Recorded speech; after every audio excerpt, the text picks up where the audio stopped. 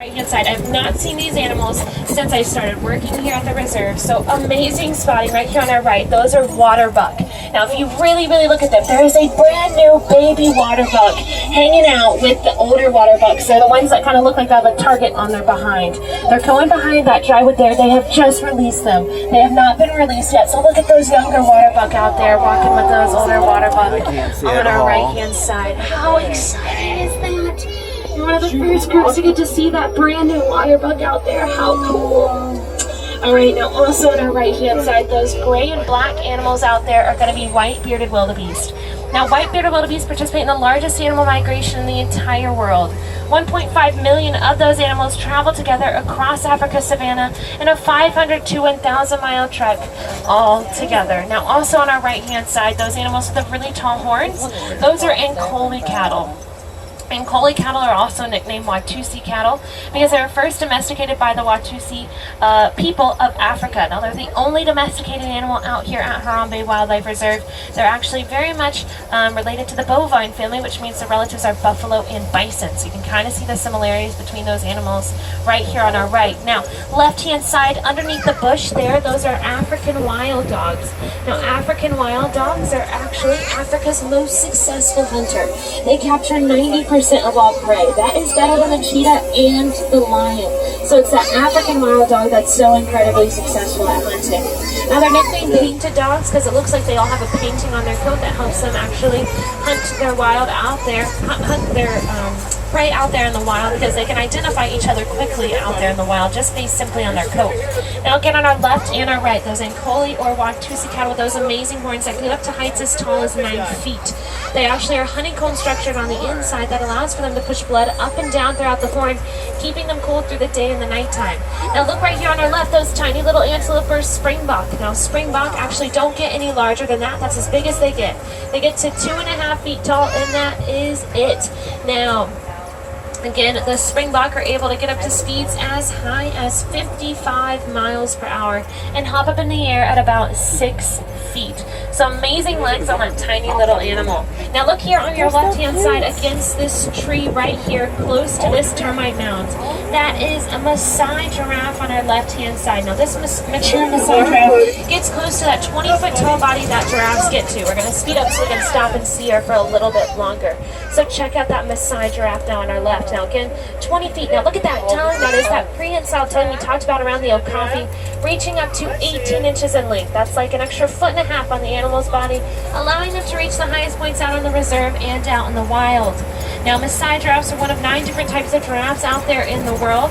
Out here at Harambe, that is the only Maasai giraffe, or the only type of giraffe that lives here is the Maasai.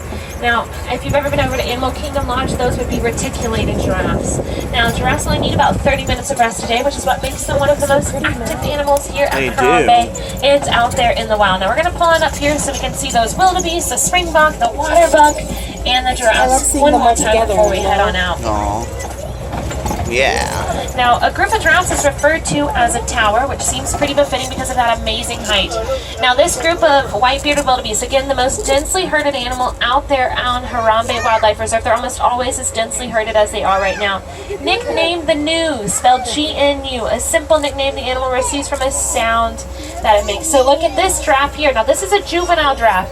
This giraffe is only about 1.5 to 2 years old. So one of the younger giraffes here at Harambe. Look at her looking right at you, friends. And again, those water buck, I'm just so excited about them. So if you look right there behind that grassland, there are those adorable water buck on our right. Some people say their noses even look heart-shaped. Amazing animals. Awesome. Now these left and right hand side of the truck. Now these two antelope are going to be Patterson's elands. Now this is the female Patterson's eland, weighing anywhere from 12 to 1,300 pounds. Now the male is over here on our left. Now that male Patterson's eland is actually going to weigh up to about 2,000 pounds. Now despite how large their bodies are, they actually can jump up in the air at about 8 feet. Now look at how amazing their bodies are and how large those animals really are. Alright, we gotta keep on traveling. We're headed on over to Tembo territory. Now, Tembo territory is the... What do you think of the safari so far? Swahili word for really elephants. good. So we're gonna keep on traveling, trying to spot some of those elephants out here in the feel like we've wild, seen and a everything couple so of other far. animals before we Yeah, we've had a really officially good view of the went over drafts. into those territory. Yeah, we had good drafts. There was just a lot of wildlife in that main area Now, it this does time. look like Sometimes. there is an elephant right here on our right-hand side, so we are going to hang out over here for a minute. We're going to wait for this truck to clear the space, and then we're going to go check out the elephant for ourselves. Now, it looks like he's probably using a trunk out here to actually pull down on this very large branch. So check out this amazing elephant on our right-hand side. Now, this male elephant is going to live a very solitary lives. Now, male elephants actually are, oh my gosh, look at that. That's so Wow. cool. Look at the amazingness of that animal's body. So look at that male elephant on our right-hand side. Now, again, male elephants live very solitary lives all by themselves. That's how they live majority of their life. The herd of elephants is always the female elephants. Well, that was a young. cool camera On our shot. left-hand side, I was spotting a mandrill just a moment ago. Look right here against the rock wall. That is a mandrill, and there is a baby mandrill on the broken tree trunk. Right there on your left, it's kind of pulling out that drywood there. Now again, mandrills get up to 30 pounds if they're female, 100 pounds. Oh, I got a good camera of that too. Great, amazing today getting to see all of these awesome animals. Now, blue and red coloration on our face and behind the mandrill. That elephant right there on our right still hanging out. We're going to head on over to the herd of elephants. So We we're gonna try never and get spot the some other monkeys. elephants, and they're young today as well. Now, there is one thing we can all do to protect elephants and mandrills that and their elephant. territories. And help Here them you out see the at same wild time. Sarah. Now, if you were to recycle any old cell phones or unused Normally computers found that you just don't use any longer, but at are her lying around computer your home, or at the you'd studio actually be or helping out in the her mandrill and bed. the elephant at the same time. my den. When you her recycle those den. products, you're With actually my- with my recycling mate. a mineral She called is attracted coltan. by That coltan is what is mined sounds of frequently critical in mandrill rolling and and elephant territories. So when we recycle those products, we And cut down tasty on the need for foods. mining in those animal Spicy homes. food. So again, helping out those animal friends pretty intensely. Now again, we're headed on over to that herd of elephants. So let's go on over there and spot all those younger elephants along love with this their ride. mothers. Oh, I love it. Did we delete all the old videos yet? Now, Okay, as off we the travel phone? underneath Yeah. this bridge ahead of I us, don't think so. there's No. actually going to be red clay pit walls on the 'Cause this left is a and long right-hand video. side of That's the okay, track. we had room. Now, these red clay pit walls are actually great signs of elephant traffic. If you look, you can see tusk markings as well as footprints, and those come from the elephants themselves. Now, look right here on our left, that is a female elephant and a younger elephant right here on our left-hand side. So a mother elephant and her young on our left. Now, they've got those ears that are in the shape of the continent of Africa, which is a quick and easy way to tell elephants apart from each other. Now, you might notice they're flapping their ears almost the entire time we're here. The reason they do that is because they're trying to activate the blood vessels in the ears and cool down the animal up to 15 degrees just by flapping the ears. So you can see that beautiful female elephant on our left hand side. Now, they also are going to eat almost the entire time we're over here. They're eating, unless they are sleeping, they're going to be eating. They eat about 300 pounds of food every single day. That is going to help power those amazingly large bodies. here. Also, they eat combinations of grass and leaves, but dirt, mud, and bugs is not excluded from the animal's diet. Now, left-hand side, there's about 3 or 4 elephants out there towards the baobab tree on our left. Now, you might notice, again, they're flapping those ears, eating all that food, and also they're a little dusty on their backside. Now, that's because the elephants have been throwing dirt and mud all over their backs throughout the day to actually protect their very sensitive skin. So if you look at that female elephant there, you can see that dirt and mud on her back, acting as a natural sunblock for the animal. So if you were curious maybe about all this burlap that is up around the reserve, maybe you've been on a safari before and you've never noticed it before, the reason it's all up here is because of that new introduction of the water buck. So it's going to help protect the water buck and acclimate it here at Harambe Wildlife Reserve. So pretty cool getting to see all of that transformation happening here at Harambe today. Now, underneath the palm tree on our left, those pink animals are going to be greater flamingos. Now, they're the lightest pink and tallest of all flamingos. They get that coloration from the brine shrimp that they eat, which is high in a protein called beta-carotene. It is the beta carotene that turns the animal pink from the gray or white that they're hatched from the egg as. They get into groups as large as 20,000, and a group of flamingos is referred to as a flamboyant. So we've got a flamboyance of greater flamingos on our left-hand side. There's another elephant out there in the left, traveling to a back portion of the reserve, trying to get as much of that food in as they possibly can.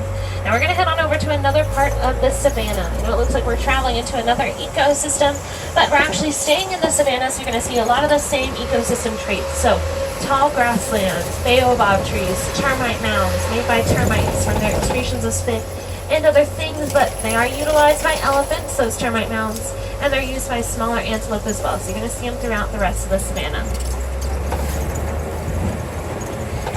We didn't hear her favorite radio station. That's true. There's some animals out there on the right, but we're going to turn the corner and see them a little bit easier.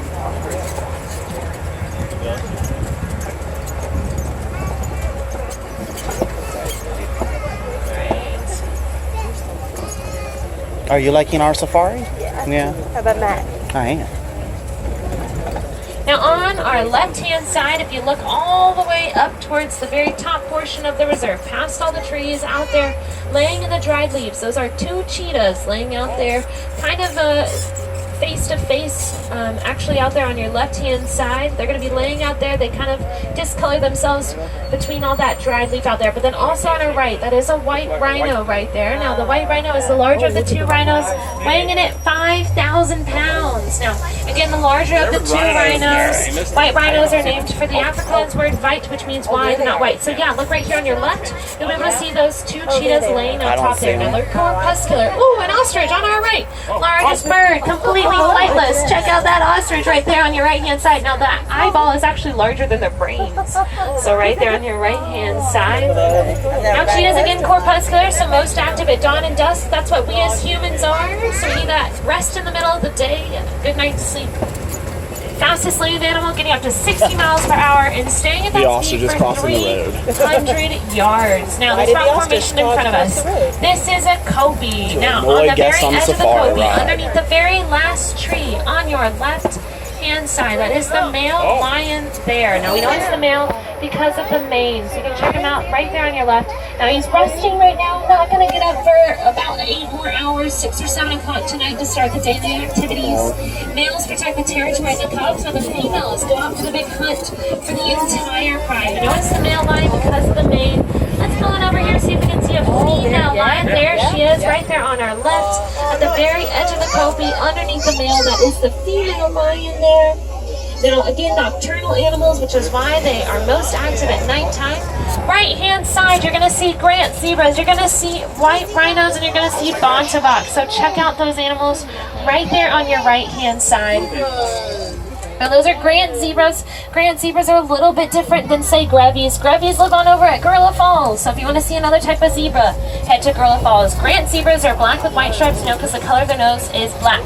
Now left-hand side again, if you look over here underneath that rock that the other female lioness is lying on, there's another one at the lower rock. She likes to lay down there and stay out of the sun as much as she can. So there they are on your left-hand side. Now it's a pride of lions. That's what you call a group of lions. Lion in Swahili is Simba. So you might be able to call on that, and it won't be completely out of the norm. Now on our left-hand side, these large holes do belong to the warthog. I haven't had much luck seeing the warthog in the past couple of days. It seems that they're hiding pretty well. But if you can see them, they're those tiny little animals that are actually the largest burrowing animals, but have those tiny little tusks. They've been hiding really well recently, so that's why I haven't been able to spot them. Now, right-hand side again, we're going to stop for these white rhinos up here because they are phenomenal. Now, you might notice how often their ears are moving. They do that because they're actually able to hear us before they see us. So they're never going to be able to use their eyesight as much as they can hear or use their hearing agencies. Now, again, the zebra has a kick so powerful they can break the jaw of a lion. Underneath the tree, those are ostrich eggs weighing anywhere from 3 to 4 pounds, and they're so durable. A male ostrich can stand on top of them without ever breaking them. They're also incubated by the African sun, which is what helps